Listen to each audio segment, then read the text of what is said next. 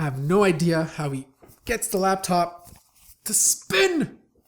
Hi everyone, Matt Moniz here. And in my hands, I have the Dell XPS 13, my favorite Windows Ultrabook that's currently on the market today. It's affordable, it's premium, and it just looks absolutely awesome. Now I reviewed the original one and it wasn't perfect, there were a few bugs, but after a few iterations, things have gotten much better. So let's find out what's changed. In terms of design, not much has changed since the original version that came out in early 2015, and I'm totally okay with that. This is a very attractive laptop. The top and bottom is made out of aluminum, and sandwiched in the middle is a carbon fiber deck. It gives the laptop a two-tone look, and I personally like how the carbon fiber feels over an all-metal build. The bottom still has the two rubber bands that prevent the laptop from slipping and give the laptop some height to allow the air intake to breathe. Now the only actual physical change is the port lineup. All of them are mostly the same with the SD card slot, USB 3.0, and Kensington lock on the right side, and on the left you have a power connector, USB Type-C, USB 3.0 audio jack, and a battery indicator. Now the USB Type-C port replaces the display port that's on the earlier model. Not only can it connect other USB peripherals, it can also be used to connect a display or charge your laptop. Now the review unit that I have here is the 6th generation Intel Skylake Core i5 6200U with 8GB of RAM, 256GB of PCIe SSD storage space, and uses the onboard Intel HD 520 graphics chip. This is the touch model that has Dell's signature Infinity Edge QHD Plus display.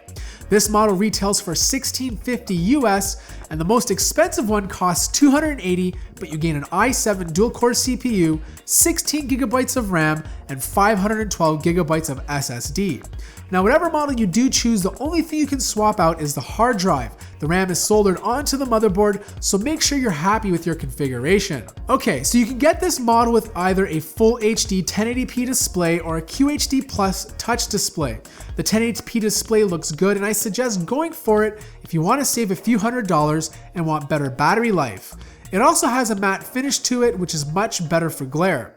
But I personally prefer the model with the QHD Plus display because it looks absolutely gorgeous. Its resolution is 3200 by 1800, has great viewing angles, and colors are very vibrant.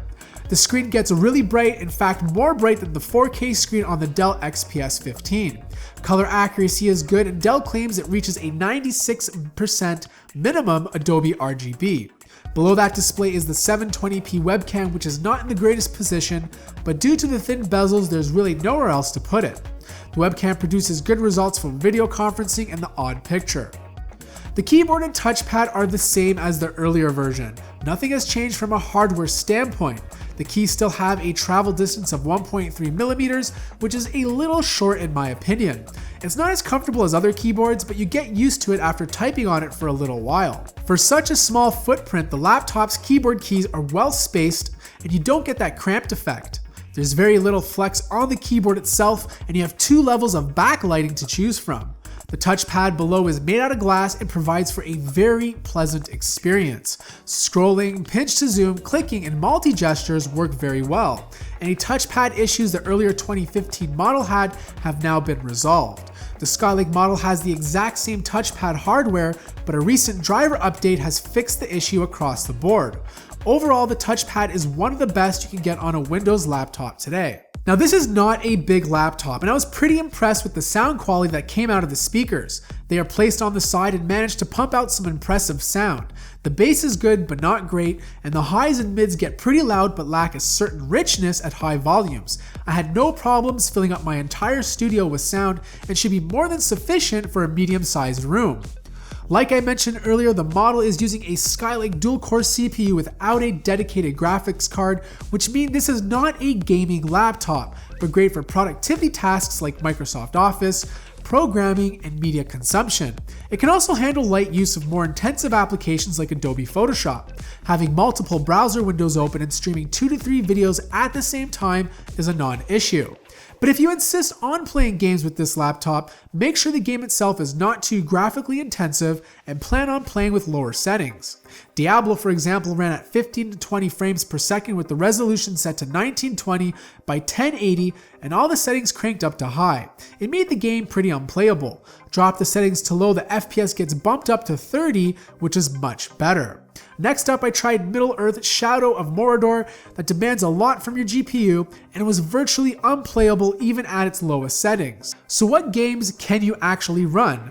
Older games mainly like Counter-Strike, World of Warcraft, and of course, Pac-Man like a boss. The hard drive inside is a PCIe SSD, which is supposed to be much faster than using an M2 SATA SSD, which is in the earlier model of the XPS 13. After performing a read and write test, I noticed the speeds to be quite low. After doing some digging around, and according to Dave Lee, along with a few forum threads that I found, it seems to be the hard drive itself. It seems the Samsung PM951, which is the hard drive Dell uses in their XPS line, doesn't perform as well as it should. If you want faster read and write speeds, you might want to replace the hard drive in this laptop.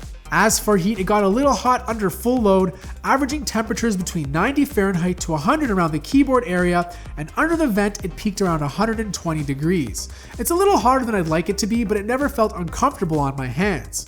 Now, because the newer version of the XPS 13 is using Skylake's new architecture, there should be a very small improvement to battery life compared to the older Haswell model.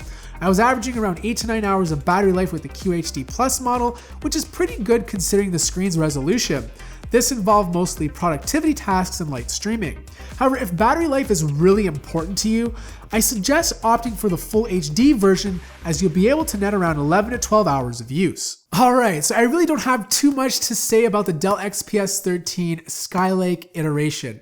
It's still my favorite ultrabook that's currently on the market. It still has one of the best designs, combining that machined aluminum and carbon fiber deck, and it's improved on a lot of the little things that I had issues with before. For example, that touchpad issue is completely gone, and that includes the original version, the Broadwell version, and of course, this version. Overall, this is one of the most premium ultrabooks that you can get on the market today. It's not the cheapest one, but it's definitely the best one. I want you guys think of the XPS 13 in the comments below. If you have one, let me know what you like and dislike about it.